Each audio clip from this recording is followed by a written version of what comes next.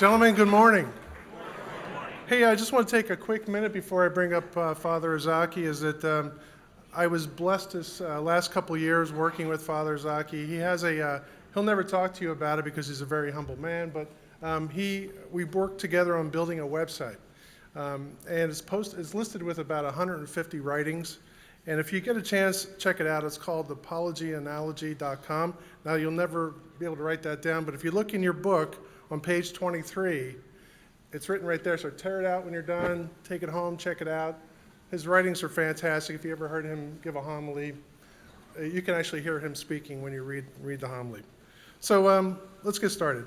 Father Ezaki was born in Allentown, one of 7 children, the 4th child to Dr. Toshio and Mary. Legally blind from birth, Father Ezaki attended area schools, and he was graduated from William Allen High School and holds degrees from Moravian College, Harvard Divinity School, and St. Charles Seminary. Father Ezaki was ordained to the priesthood in 1988. His first year as priest was at St. Peter's Church in Copley. Then for the next 24 years, he resided at Notre Dame of Bethlehem Rectory and taught theology to sophomores at Bethlehem Catholic High School. For 3 years, Father Ezaki was the assistant pastor at the cathedral in Allentown, and most recently, he is the assistant pastor at St. James Church in Easton. It gives me great pleasure, and men, please join me in welcoming Father Bernard Ezaki.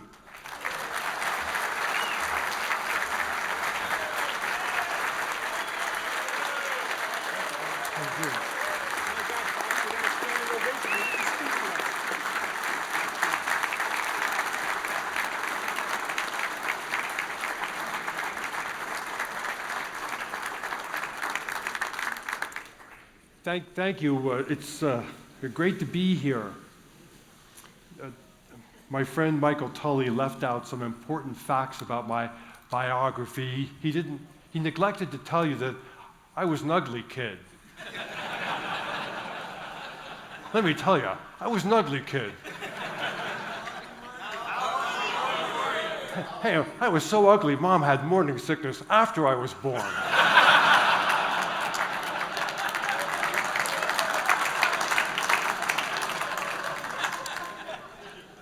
I said to Pop, Pop, take me to the zoo. He said, if they want you, they'll come and get you.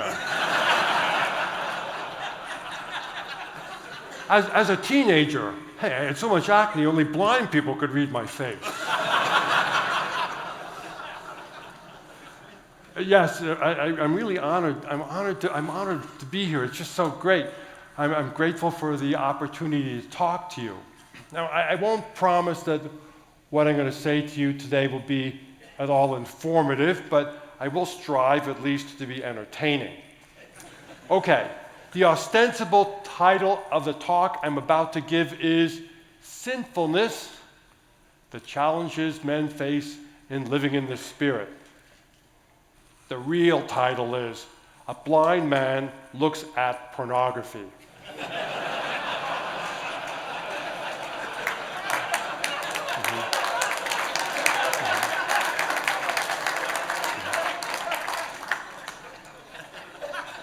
Now, years ago, I was attending a men's conference right here at DeSales University, listening to one of my favorite speakers, Dr. Peter Kloponis. And Dr. Kloponis asked us in the audience to indicate by a show of hands how many of us had never looked at pornography. My hand went up.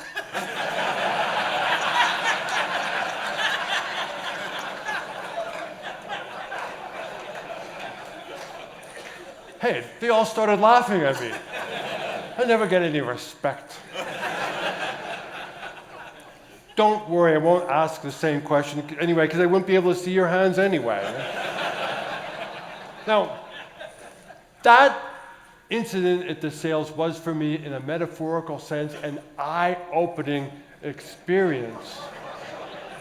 I used to feel so sorry for myself at not being able to see well, but I realized then that maybe being legally blind isn't all that bad after all. Hey, for me, walking down a beach today is as innocent an experience as it was when I was 5 years old. And my biggest concern is not stepping on a seashell, you know? And when you stop to think of it, this is a great time in human history to be blind. There are so many rotten things out there that I can't see, and yet there are so many devices and inventions to help people like me who have problems with vision. I mean, an iPhone, it's great that I could just dictate my text messages and emails. What a wonderful thing. I love you, Siri. I need lots of affirmation from Siri.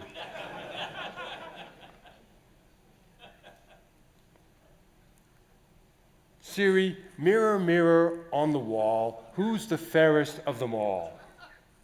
You, my friend, are the fairest of all.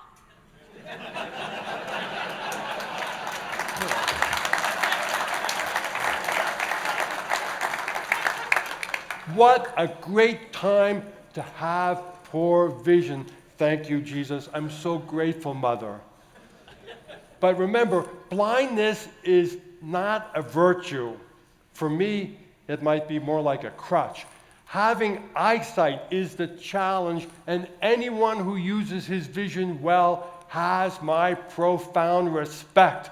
God does not give sharp knives to children, but he has given most of you the double-edged sword of good vision. The task he sets before you apparently requires good eyesight, and this task is so vital for you and for the kingdom of God that God is willing to give you good eyesight, even though you run the risk of losing your salvation. Good eyesight for me would most likely be my condemnation to HE double hockey sticks. But God intends you to have good eyesight in order to be a blessing for the world. Use your eyes well. So while you might not get much out of what I have to say today, I want you to know, gentlemen, you have my prayers and most profound respect and admiration. You are better men than I am, Gunga Din. So let me begin with a true story. Maybe you've heard me say this. This is one of my favorite stories. Some years ago, an experienced teaching sister at Immaculate Conception Elementary School right here in Allentown stood before her second grade class on the first day of school. Boys and girls, the sister announced, my name is Sister Asunta. And with that, she wrote her name on the blackboard in huge letters. A, S, S, U, N, T, A. Now, Monsignor John McCann, who was then Father McCann, the parish priest of the Immaculate Conception, he happened to be at that very moment walking down the open classroom door, and he was just in time to hear what came next. All right, children, continued Sister Asunta, who can tell me what three-letter word you see in my name?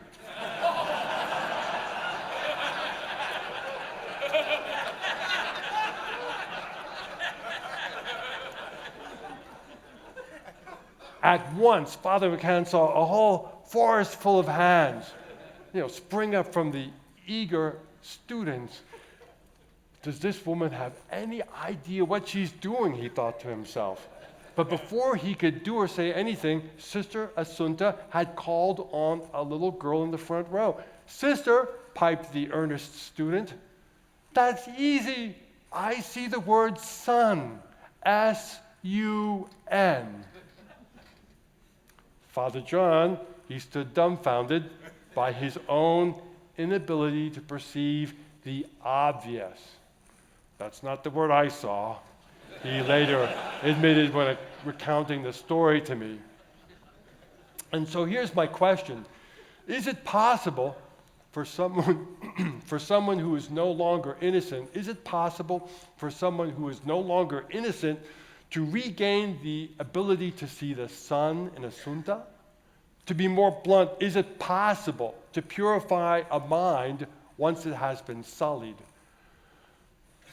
In the early part of last month, I attended a clergy intensive workshop sponsored by an organization called Integrity Restored. One of the presenters showed us a segment from the educational science series Smarter Every Day on YouTube, starring engineer Destin Sandlin. It's a great series. I came away from that workshop hooked on Smarter Every Day. It's a great science series. The segment, and you can watch this particular segment for yourself on YouTube, it's called The Backwards Brain Bicycle. So one of Destin's friends, a welder by the name of Barney, made him a backwards bicycle. Turn the handlebars to the left and the wheel goes to the right. Turn the handlebars to the right and the wheel goes to the left.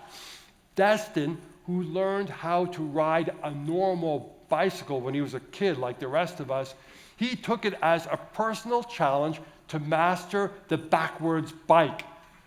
No easy matter. After practicing 5 minutes a day for 8 months, something clicked into his brain and he was able to do it.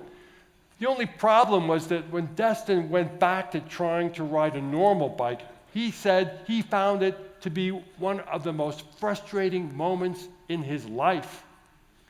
But here's the good news. After 20 minutes of intense practicing, something again clicked in his brain, and he was able to go back to riding the old bicycle again. Now, neurologist Donald L. Hilton tells us that pornography creates very strong neurological pathways in the brain. And I suppose it's like riding a backwards bicycle. So maybe there is a way out of pornography and back to innocence. But as Destin Sandlin suggests, the way back probably involves time, concentration, and effort. When I was in college, we were required to memorize lines in my Latin class. We had to memorize lines from Book 6 of Virgil's Aeneid. That's the book where he goes down, Aeneas goes down into hell. And I can still remember the lines. Faculus descensus averno, noctes atque dies patet atrianum auditis, sed revocare gradum superasque vaderat auras, hoc opus hic labor est. Hey, now you know why I never got married.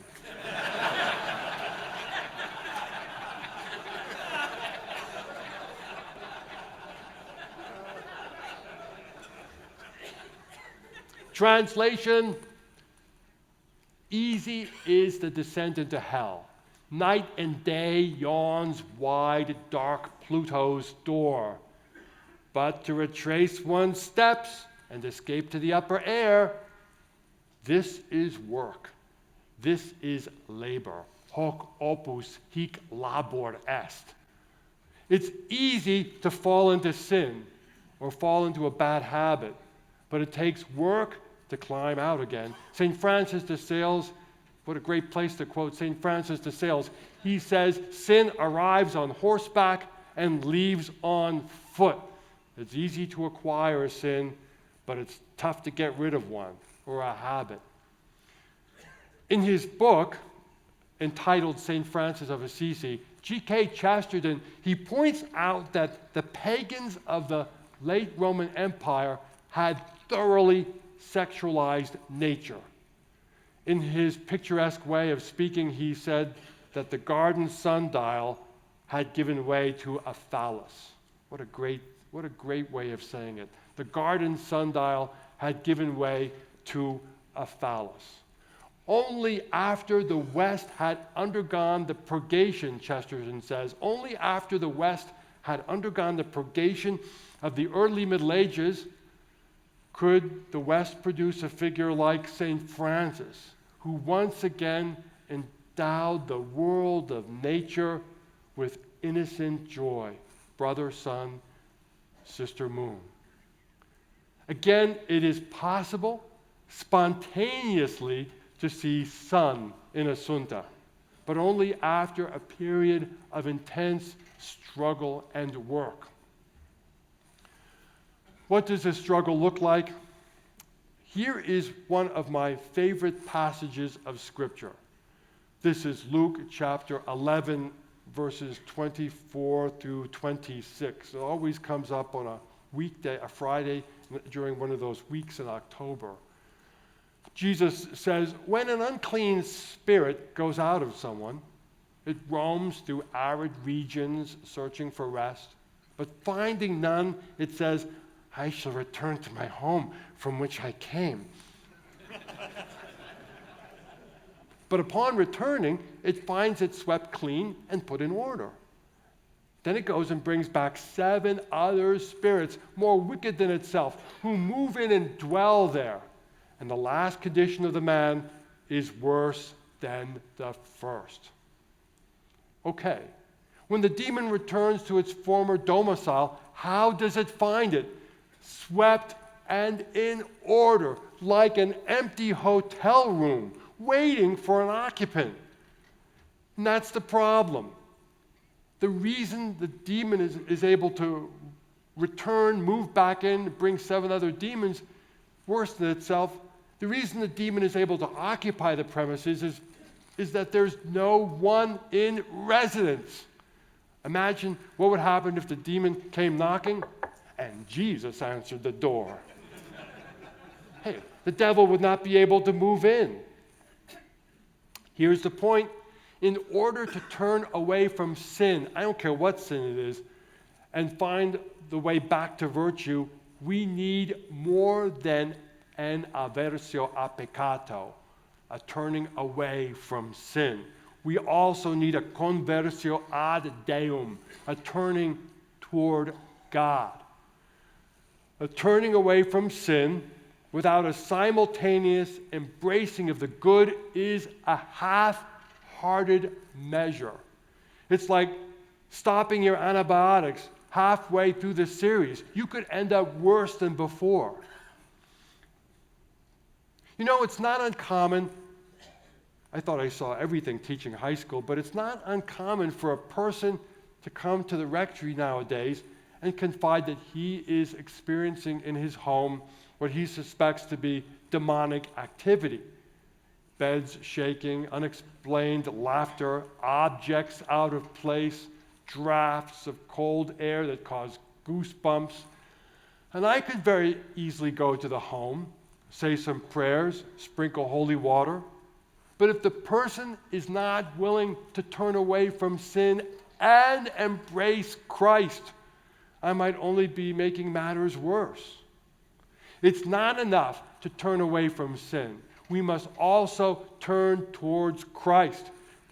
Now, I know what some of you are thinking.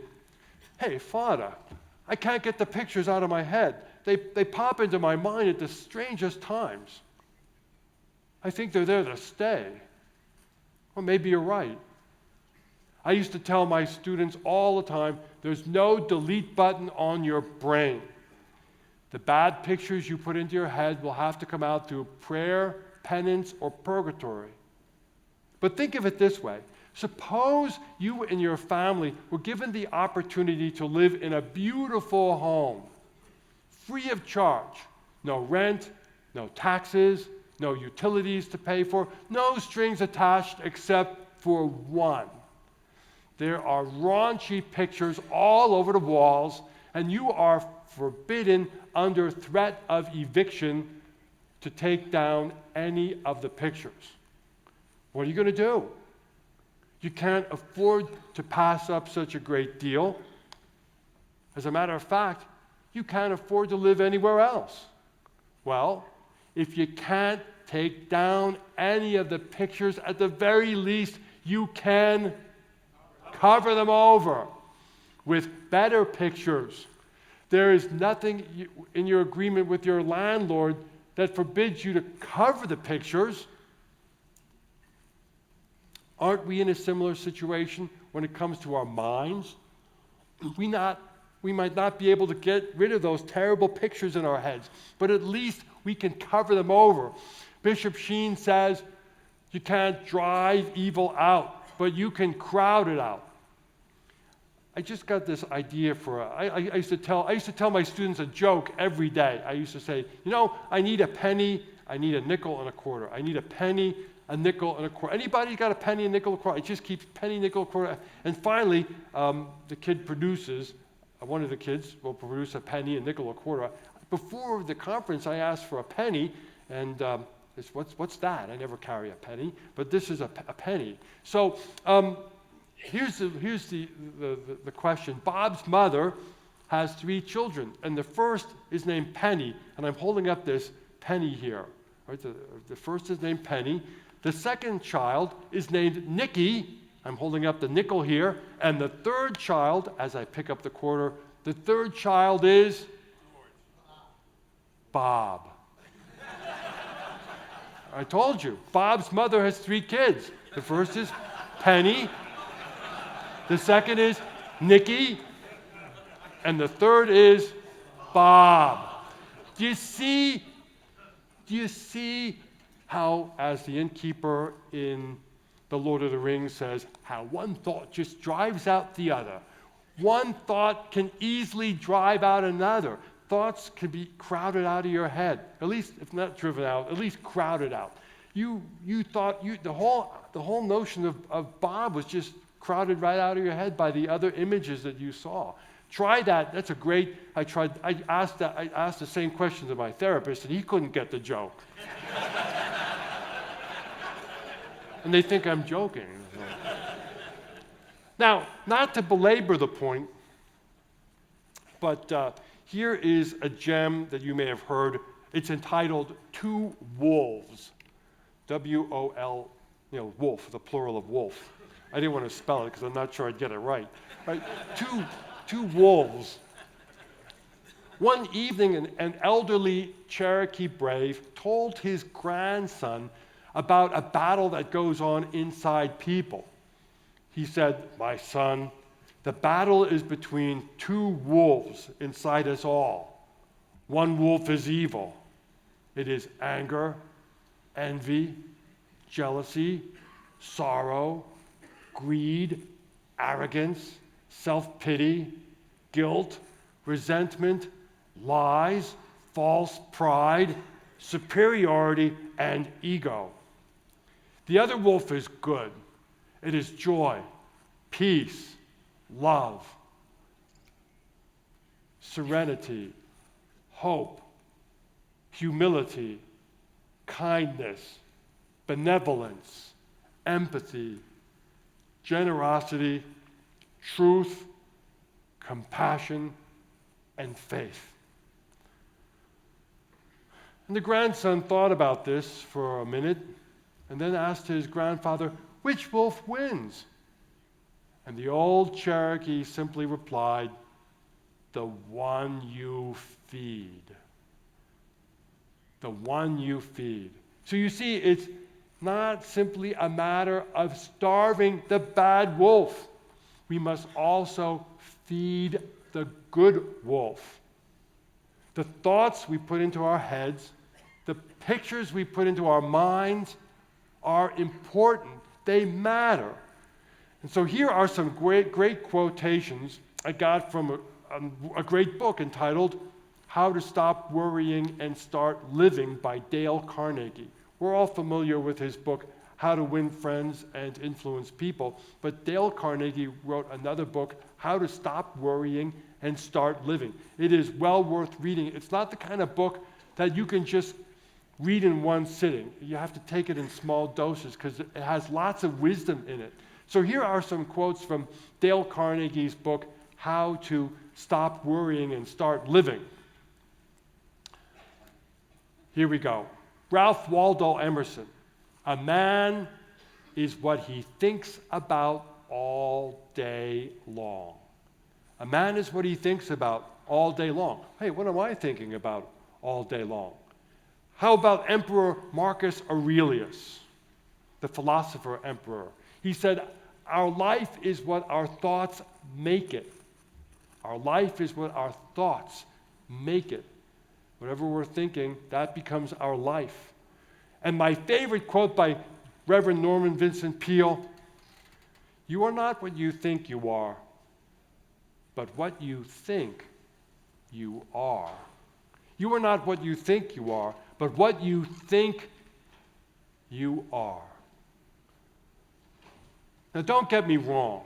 When it comes to overcoming pornography or any kind of addiction or sin, I am not in any way denigrating the importance of internet filters, support groups, pastoral counseling, therapy, and certainly not confession.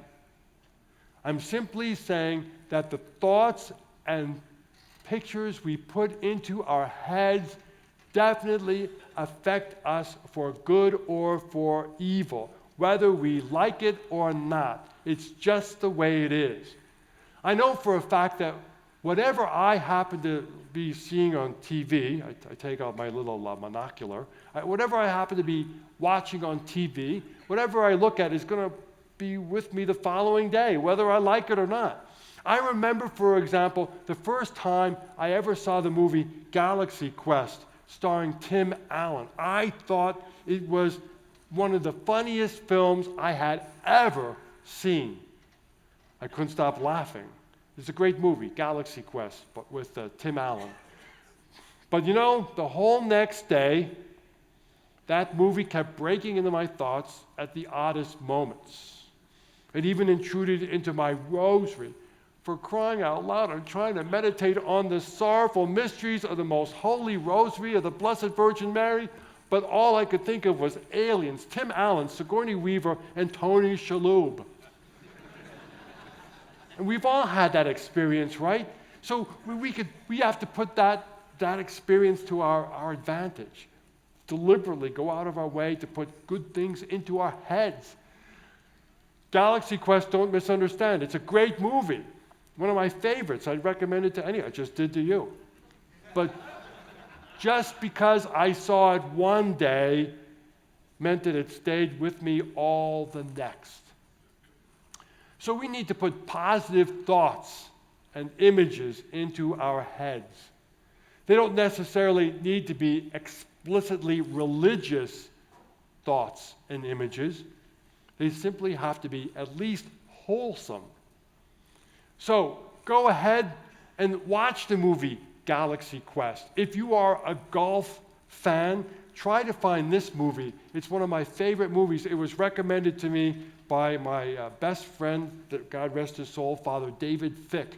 David loved golf, and he recommended this great movie. It's called Bat 21, B-A-T 21, with Gene Hackman and Danny Glover. Gene Hackman plays a pilot in Vietnam who gets shot down behind, or at least in neutral territory. And the Viet Cong are listening to all of the radio transmissions that Danny and Gene Hackman are making with one another. It's a great movie. I love the movie BAT 21. If you like golf, you'll like that movie. Or if you have a comical bent, go watch the movie The Princess Bride. That's one of my favorite movies. I don't know how many of you have ever seen that movie. I think it's a riot. We had a poor kid from Spain in our school at Bethlehem Catholic. His name was Inigo, and we kept a poor kid. Anybody who's ever seen that movie, we'd all go up to him and go, "I am Inigo Montoya. You killed my father. Prepare to die." It's a great movie, The Princess Bride. I know some of you have seen it. Watch the Civil War or the baseball documentaries by Ken Burns. Wowee. Read an inspiring book like Joan of Arc by Mark Twain. Actually, he said it was his best book, Joan of Arc by Mark Twain. It is awesome. It's one of my favorite books. Or read In My Hands by Irene Gut-Opdyke. That's a book where a Polish girl rescues Jews from the Nazis. It is a real page-turner. Once you pick it up, you will not be able to put it down. It's a true story. It's a happy story because in the end, she comes out all right. Read the book, The Boys in the Boat by Daniel Brown. That's an awesome book. It's about, well, how a bunch of children, the sons of dock workers and loggers in Washington State, how they formed a crew team and how they went on to beat not only the American Ivy Leagues, not only the English crew teams from all those great colleges over there, universities, but they went on to the 1936 Olympics and they beat the Nazis. Boy, oh boy, if you want a book that will make you to be proud that you're American, I recommend The Boys in the Boat by Daniel Brown. One lesson from the book is that if we're going to make it anywhere in life, we have to pull together. We're all in the same boat, we in the United States, and if we want to make progress, we have to pull together. I wish all of our politicians would read that book, The Boys in the Boat by Daniel Brown. What a great book. Give it to your favorite politician. I understand there's a children's version too that their kids are reading in St. James Elementary School. Well, hey, watch reruns of the Carol Burnett Show. Go online and watch them. I love that scene with Harvey Korman and Tim Conway, the dentist chair. Great scene, and we've all watched it. Why not? Or Carol Burnett as Scarlett O'Hara. Oh, I just found this hanging in the window. So those are great.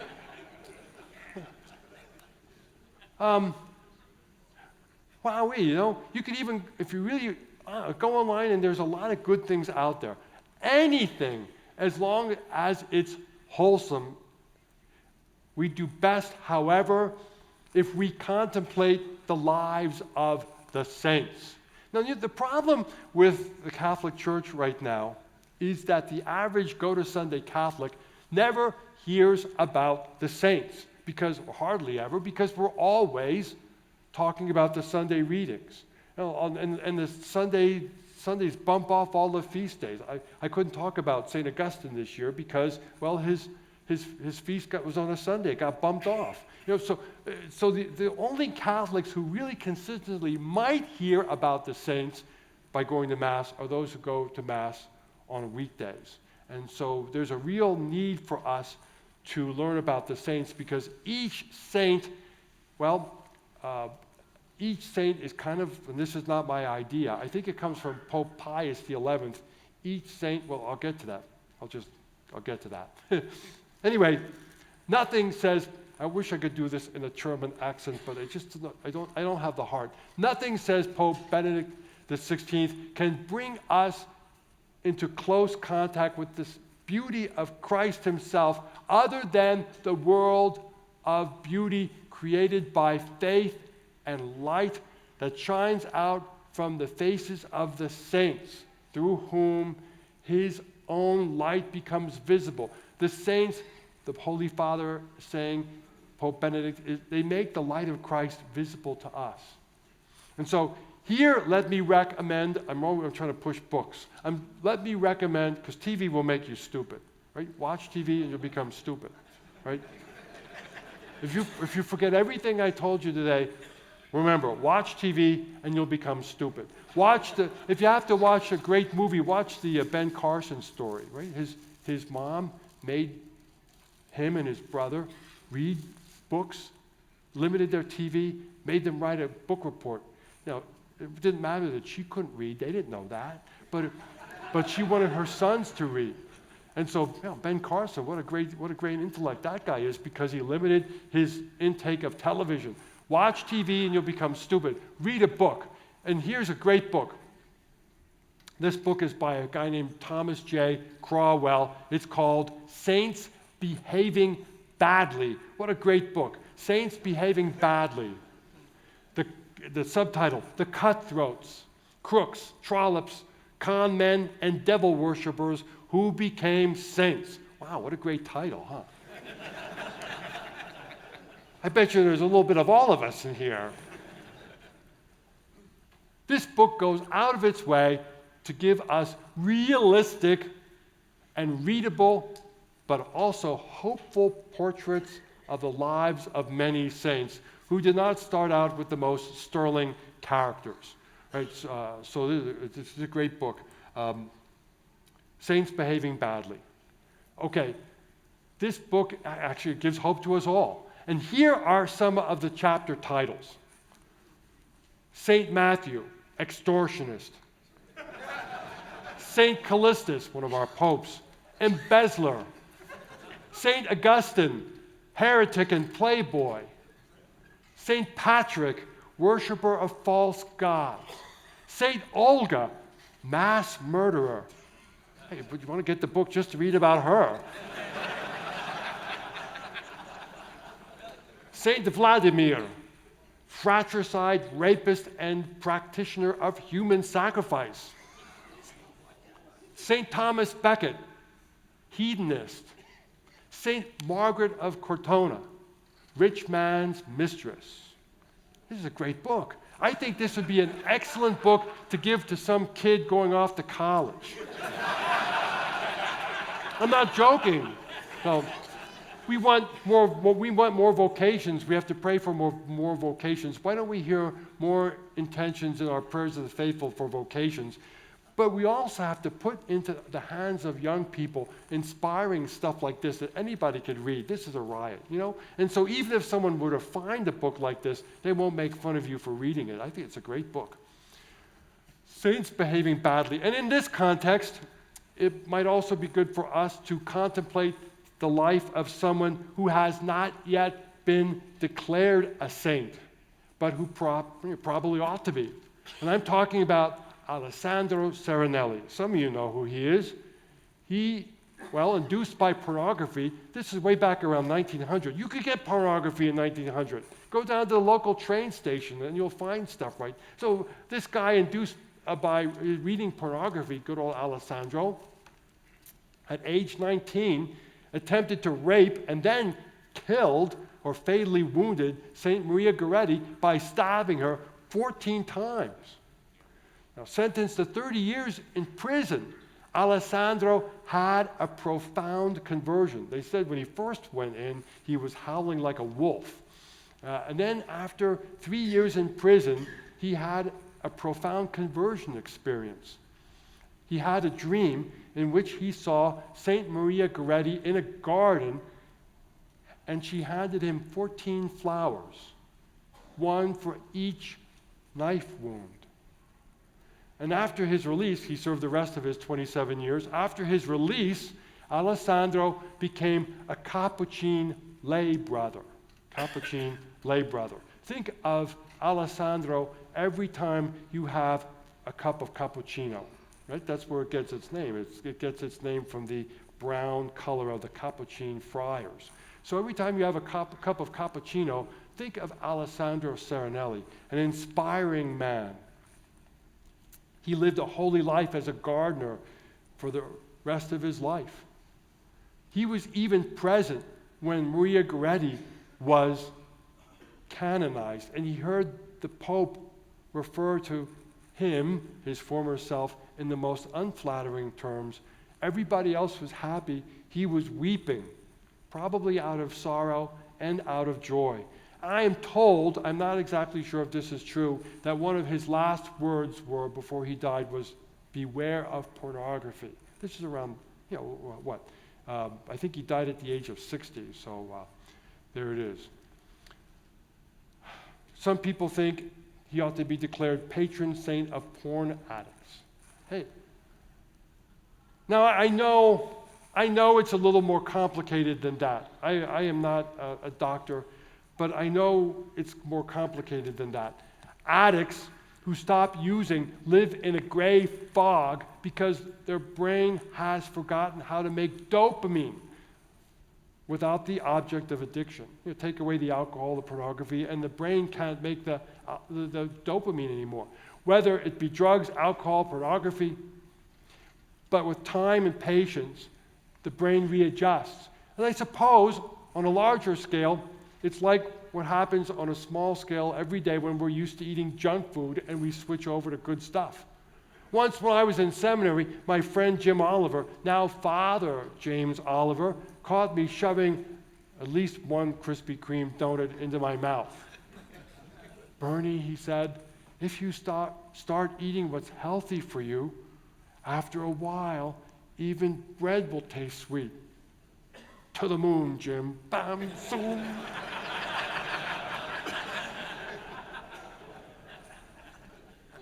But you know, he's right. Over time, the brain readjusts itself. And so let me conclude with one more story. And maybe, I know some of you have heard this before. I love this story. It's a true story. I call this Joyce Makes a Choice. My friend Joyce had been working as a chaplain at the state hospital for the mentally ill here in Allentown. And when the staff got the word that the facility would be closing, it was a gradual process, and every effort was made to find other places for the staff, the employees, and residents to work and live. Joyce was one of the last employees to leave the hospital, and as patients and staff relocated, the number of those who remained slowly dwindled until at last everybody, a few doctors, some nurses, patients, and Joyce, they could fit in one small unit. The last few patients were, for the most part, the ones that were the most difficult to handle. And thus finding accommodations for them proved to be somewhat of a challenge. In addition, out of sheer necessity, staff members began performing one another's duties. For example, doctors and Joyce began preparing and serving meals, as well as cleaning bedpans. And to make matters worse, as one section after another of the hospital closed down, workers from other state institutions naturally began plundering whatever materials and equipment they needed for their respective institutions. In the end, would you believe, they even carried off the last TV set. Now, you would think that all of this would go from making frayed nerves, constant irritability, and short tempers. But that's not what happened. And here's why. Desperate for some sort of entertainment, Joyce brought in her own VCR and television monitor, along with countless episodes of Touched by an Angel, the CBS series starring Rona Downey as an angel named Monica, and Della Reese as her celestial supervisor, Tess. Now, the television show, as you may remember, told how heavenly beings conveyed messages of divine comfort and hope to people really in need of providential guidance and assistance. Oh yeah, you can be sure, when Joyce brought in those videos, there was some initial skepticism, laughing on the part of the staff, scoffing, but before long, nurses, patients, and even the doctors, Joyce told me, would be sitting down together on an afternoon to watch the angelic adventures of Monica and Tess. There were times when everyone in the room, Joyce told me, they'd be crying, laughing together, or hugging one another. And the most dramatic changes, the dramatic transformations took place in the day-to-day lives of the patients. Deprived of their steady fare of soap operas, MTV, and South Park, and sustained by a wholesome diet of inspiration and inspirational entertainment, the residents began to grow calmer, more docile, and yes, even saner. So I cannot help but think of St. Paul's advice to the church at Philippi. And this is Philippians chapter 4, verses 8 and 9. I love these verses so much that way back in college, I even memorized them in Decetero fratres, quae cumque sunt vera, quae cumque pudica, quae cumque justa, quae cumque sancta, quae cumque amabilia, quae cumque bone fame, si qua virtus, si qua laus, haec cogitate, quae et dedicistis, et accepistis, et audistis, et vidistis in me, haec agite, et Deus pacis erit vobiscum. For the rest, brethren, whatever things are true, whatever honorable, whatever just, whatever holy, whatever lovable, whatever of good repute, if there be any virtue, if anything worthy of praise, think upon these things. And what you have learned and received and heard and seen in me, these things practice. And the God of peace will be with you. So the apostle is clearly saying that the ideas and images we habitually put into our brains will have an effect on our personality and character. If we take in the world's junk, we'll produce junk. And here, by the way, is another great book. It's called Plunging Pornography, a Catholic bathroom book.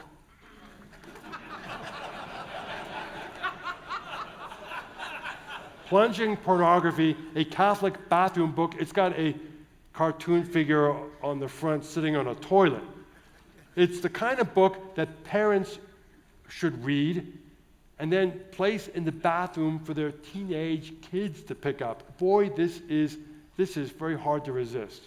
The author, D.J. Huneman, a paramedic, he starts out a little snarky, but he gives young readers and adults everything we need to know about the dangers of pornography. And before you know it, he's talking about the rosary, the chaplet of divine mercy, fasting. An awesome book. Buy it from Amazon. But it's well worth it. Plunging Pornography, a Catholic bathroom book. Okay, as I was saying, if we take in the world's junk, we will produce junk. And here on page 26, the author makes this statement. Nearly 90% of rapists regularly view porn, and the majority of them admit to acting out the pornography they see. Again, if we take in the world's junk, we'll produce junk. Why then do so many of us insist on wallowing in what is at the very best stupid and at the very worst immoral? If, on the other hand, we make it a habit to ponder that which is good and wholesome, to feed the good wolf, then we will become like that which we ponder all day. A man is what he thinks about all day. And there is, says St. Paul, an additional bonus. Et Deus pacis edit vobiscum. And the God of peace will be with you. I don't know about you, but that's a good enough reason for me. And maybe with the God of peace on our side, we'll find our way back to seeing the sun in Assunta. To whom shall we turn? Let us turn to the God whom St. Augustine described as beauty ever ancient, ever new. Thank you so much.